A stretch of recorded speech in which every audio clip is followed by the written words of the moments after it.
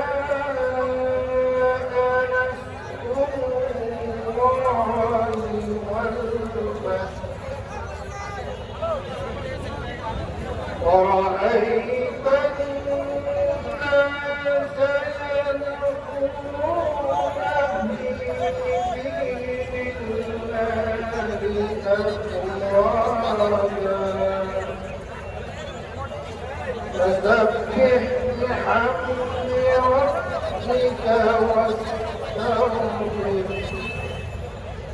إنه كان توابا.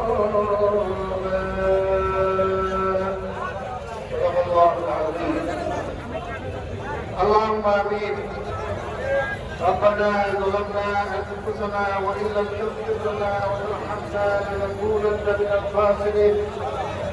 رب اغفر وارحم وأنت خير الراحمين. ربنا اغفر لي ولوالدي وللمؤمنين يوم يقوم الحساب.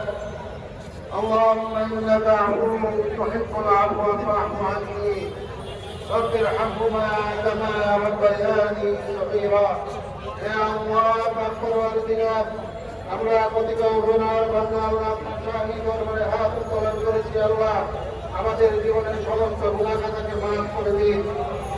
হে আল্লাহ এই উদ্দেশ্যে আজকের এই সমাবেশ, হে আল্লাহ আমাদের মা দেশনেত্রী বেগম খালেদা জিয়া অসুস্থ, আল্লাহ আল্লাহ তাকে তুমি পরিপূর্ণ সুস্থতা নসিব করো। আল্লাহ তাকে পরিপূর্ণ সুস্থ করে আমাদের মাঝে ফিরিয়ে এনে দেশের সেবা করার তৌফিক দান করো। আল্লাহ আমাদের আদর্শের জনক শহীদ প্রেসিডেন্ট জিয়াউর রহমানকে তুমি জান্নাতুল ফেরদাউস নসিব করো। আল্লাহ আমাদের ভাই আরাফাত রহমান কুকুকে তুমি জান্নাতুল ফেরদাউস নসিব করো। আমাদের ভারপ্রাপ্ত চেয়ারম্যান দেশ নায়ক তারেক রহমানকে তুমি পরিপূর্ণ সুস্থ করে এদেশে ফিরে এনে দেশের সেবা করার তৌফিক দান করো।